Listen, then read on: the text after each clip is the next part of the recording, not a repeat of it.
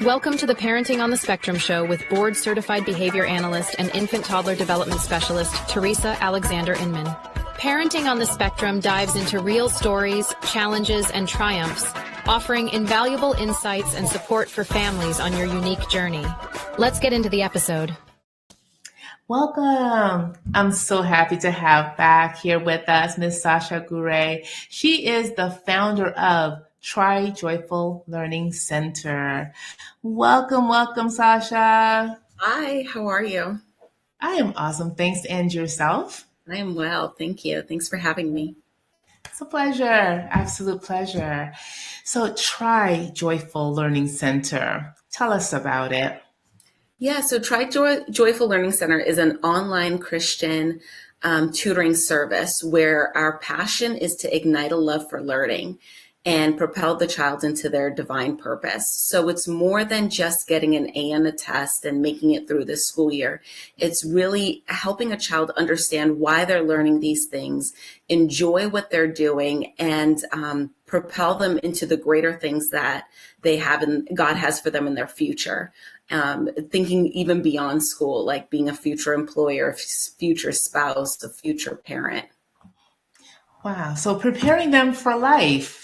Yes, because that's what school should be part of. We would think, right? We would hope. However, they don't have time for all of that right now. You know, they're so busy with the testing and all the things that, in my mind, I hate to say, but they're not as important as teaching real life skills where children can actually adapt and function and navigate the world. Yeah. So thank you for that. And how did you, what was the embryo for this? How did you start this? What made this happen for you? So it's definitely an unconventional way. My daughter, when she was 2, was diagnosed with autism. And I did what I need to do best, which was let me just ignore it and maybe it'll boil over, because it was just really overwhelming for me at the time. At the time, I was a single mom. I was working a couple jobs, and to have this extra thing, it seemed more than I could handle. And so about a year later, it became clear that ignoring and, things burning over or evaporating, it wasn't like spilt water on the ground. There was something that clearly needed to be done. And so then I said, I'm just going to do everything. And so I had a career that I was pursuing that was not in teaching, that was not in, anything with children on the spectrum, children who learn and think differently. But I had this love inside of me for my child that suddenly this became just the most important thing, was investing in her. And so we did all the therapies, ABA, speech, physical therapy, OT, and she started really thriving.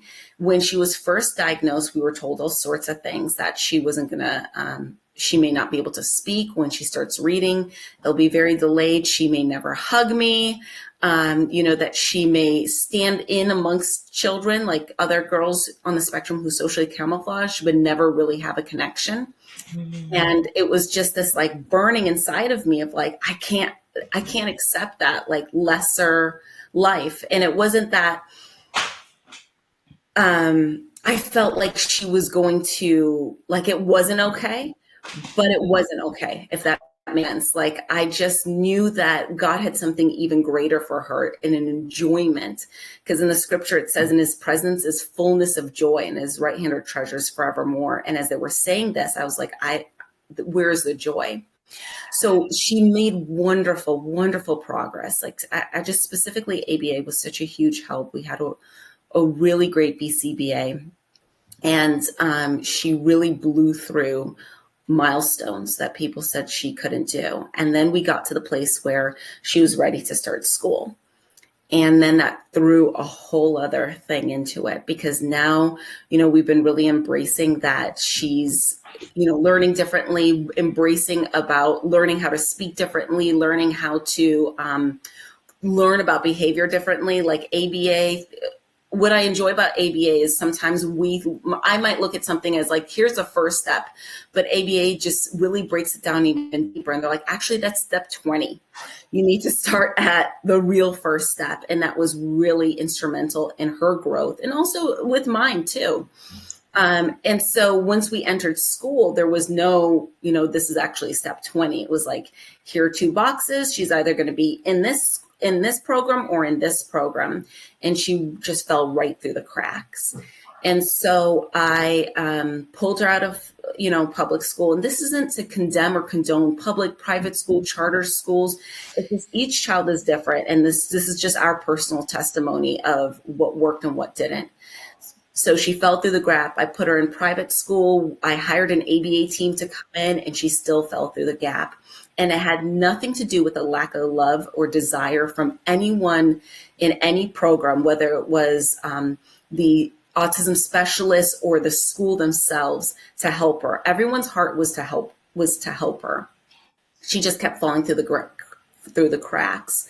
And that's when I said, you know what? I'm just so tired of advocating for her to be taught the way she's designed to learn. I'm just going to teach her.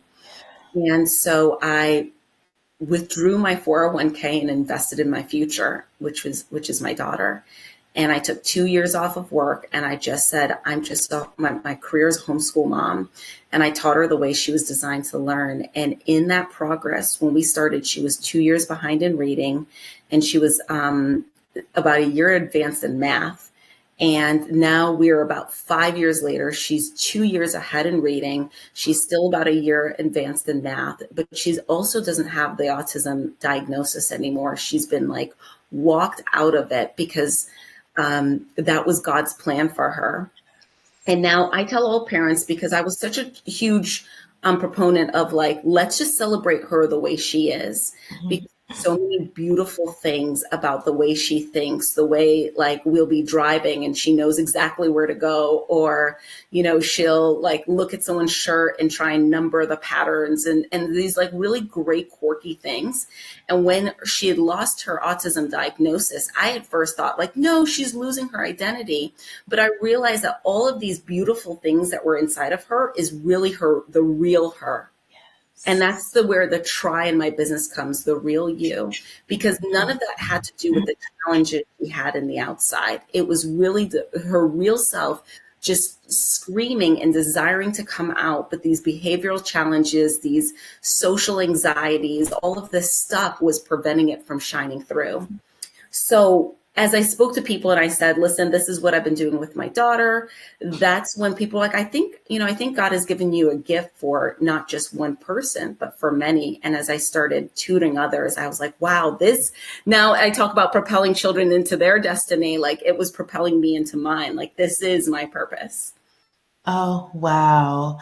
Sasha, my heart is just so big right now because your story, I've heard it before, and hearing it again, it's I hear different things, right? And the fact that you have listened to the calling, you have, you've taken that on, and look at your daughter. A lot of people say, oh, I don't want my child to go through ABA because it changes who they are. It doesn't change anything. You can't change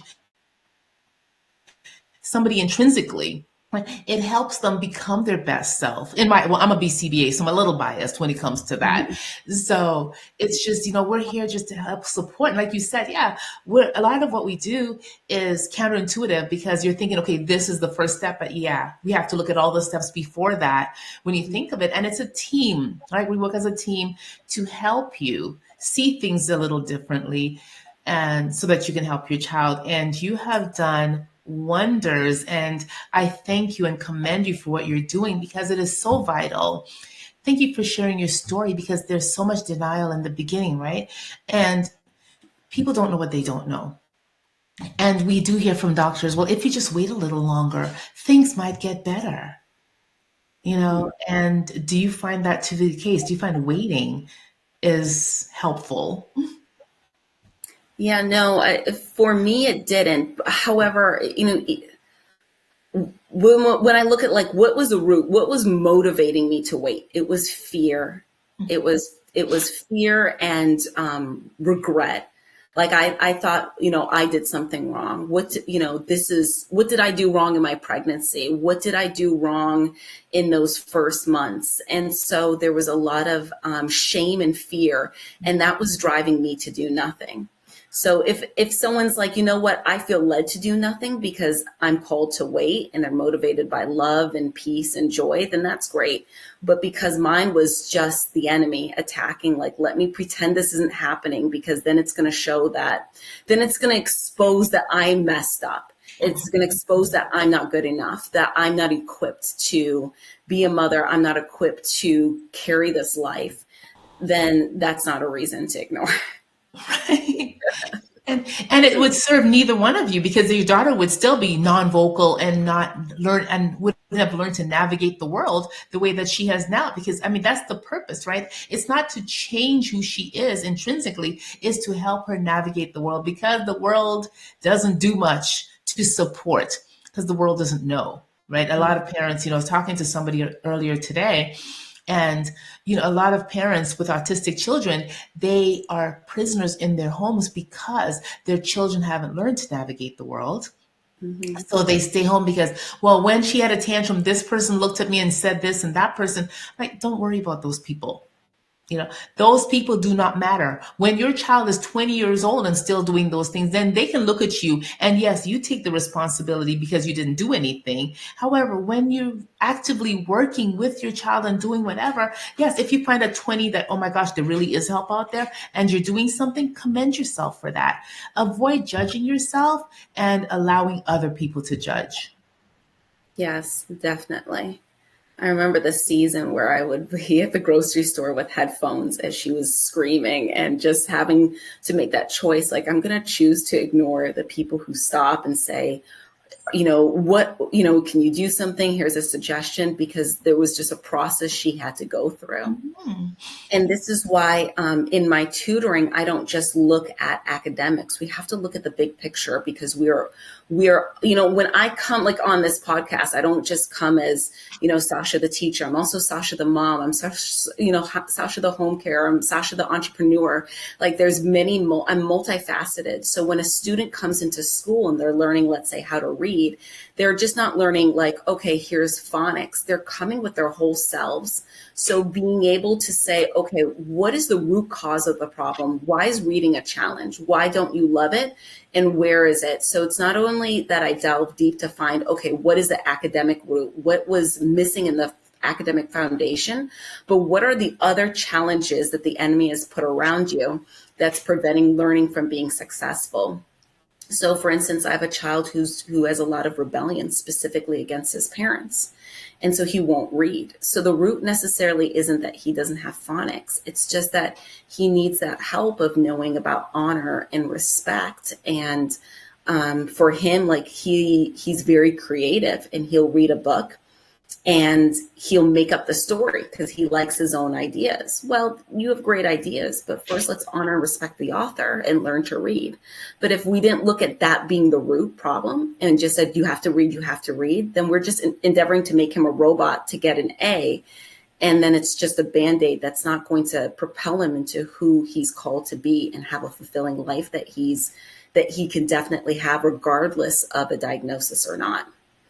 Awesome. And what I'm hearing is that students are an active part of their learning. So they're not just being taught to memorize and then, regurgitate this thing. They're actually being taught to be an active part, to share, to go through whatever they're going through, right? Because you're looking at them as a multidimensional being instead of, well, you're a student, I'm the teacher, and this is what we're doing.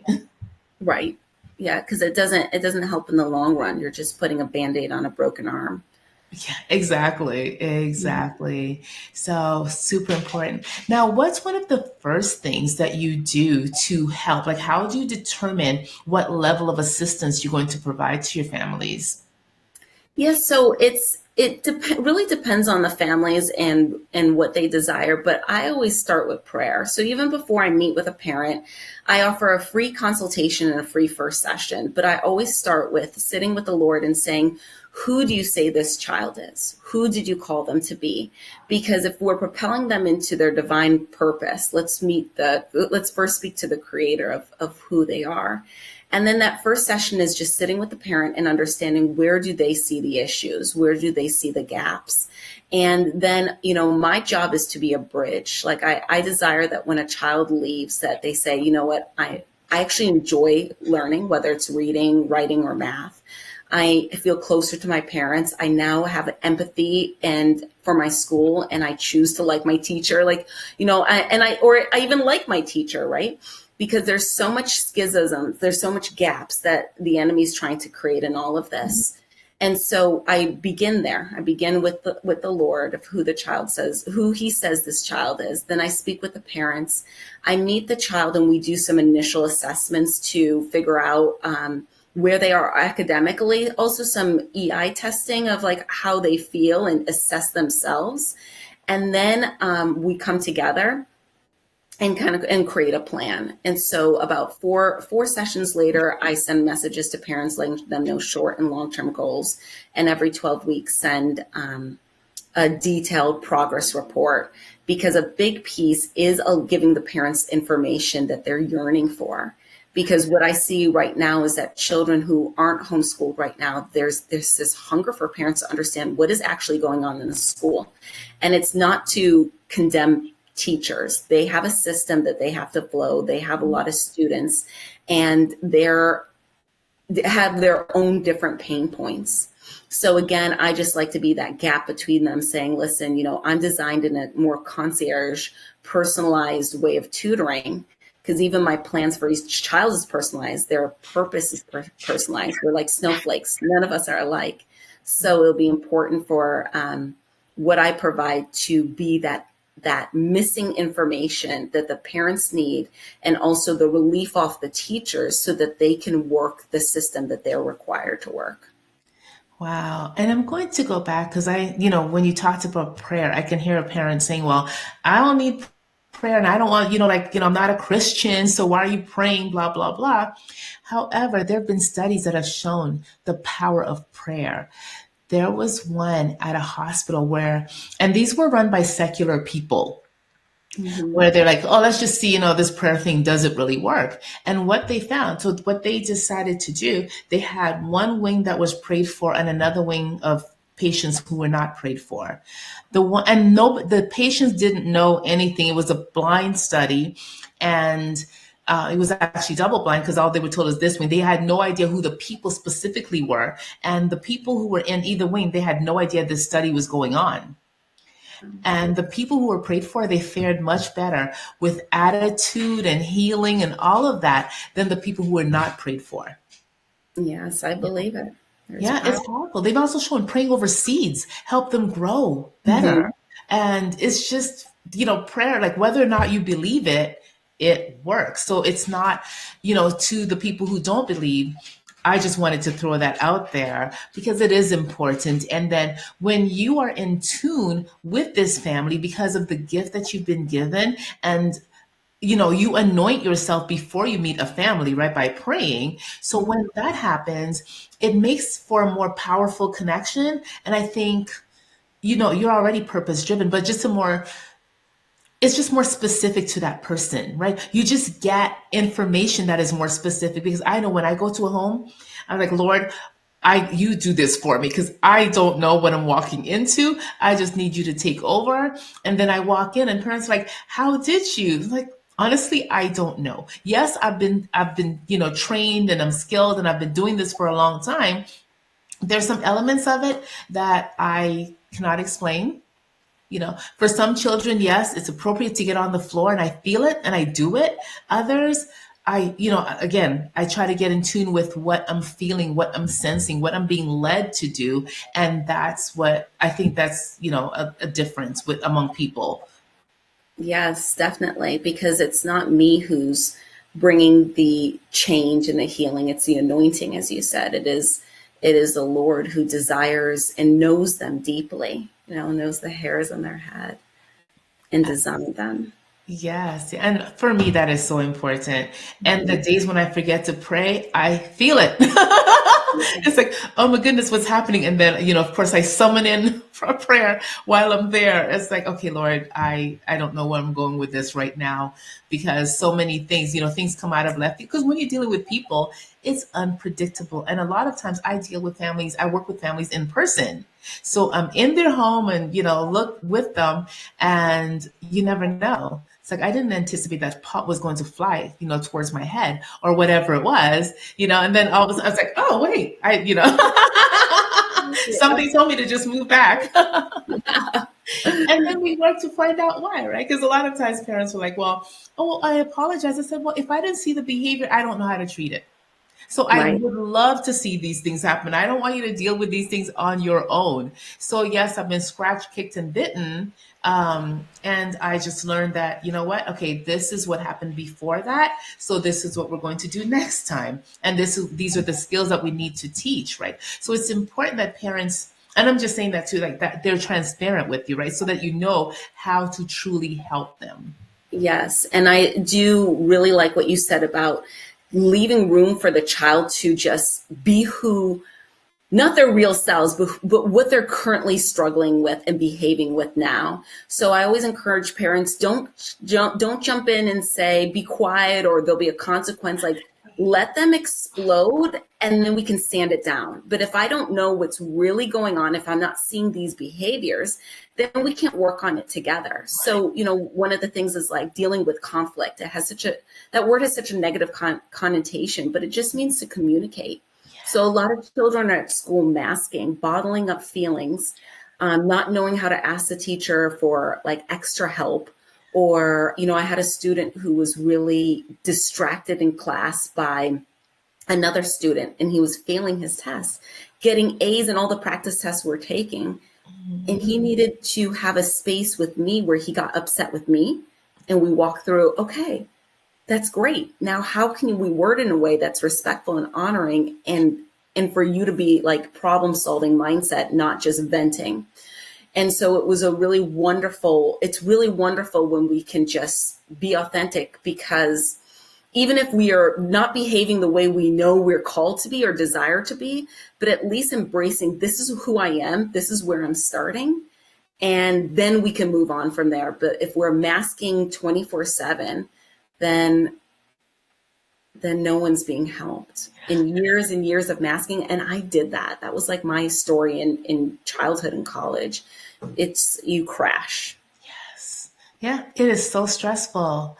I have a friend who has two autistic children, and one of them, who's a journalist and doing very well, the other one, she studied medicine. So the journalist, at the end of the day, because of masking and because of holding all these things in, after getting home, would spend 15 minutes just flapping, like in the room alone, just flapping, just to relieve a lot of that stress that a lot of what he was holding in throughout the day. So it's, masking is stressful. I mean, I'm more on the ADHD side. However, that is it's such a burden, right? Doesn't it, like, how does it feel to you? Like, what does your body experience while you're masking? Yeah, so I think, masking could be anybody. So I was never diagnosed on the spectrum, never anyone on the spectrum. But let's go back to when I first heard that my daughter was. And my initial reaction was do nothing. It was because I was like, I need to look good. I need to not let people know how much I'm struggling, how like difficult parenting is for me right now. I need to be that woman who's like, all like in the Instagrams and all put together. So I played the part and I put it on, and we left the house smiling. And what that did is it brought a lot of like grief in my life. Like I would go to work and go places smiling and joking. And then as soon as I would get in the car, I would just be crying, because it was like I was performing all day. And when you're performing and you're not being your real self all day, and, then you have to remind yourself, like, keep this up, and that fear, the enemy, because we don't have our own thoughts. It's either, the enemy or God. And so if we keep listening to that negative thought and we're stuck there, it's just it's like weighty, and everyone reacts different when they wear a mask and they put on a mask. But mine, the consequence was just, it was depression, it was extreme sadness, and the only way to get out of that was to take off the mask, expose my issues, and then allow God to then heal. Because the good news is that if God is desiring to cut you open and expose something, it's like he's a wonderful father, a great surgeon. He's doing it because he desires to remove it and heal you.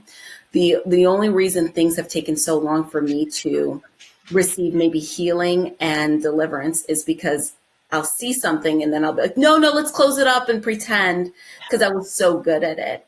And that's another reason why I enjoy helping this younger generation, is because when you've been doing that for decades, there's just this weight and this heaviness that is like, it's indescribable and it's not necessary.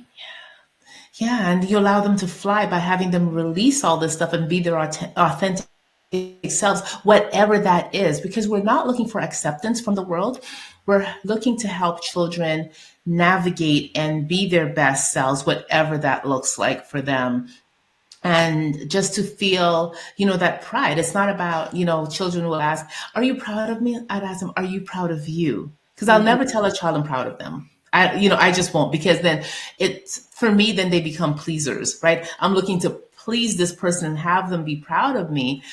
I was like, are you proud of you? For me, that's what matters. And when they say yes, I'm like, oh my gosh, that is so cool. And I let them know by my response that I'm proud of them without saying, and having them seek my validation. Because if we can make it intrinsic, which is what I hear you saying, what you're working on is helping children embody these skills and these tools and validate themselves intrinsically, so that they're not out there looking for validation from other people.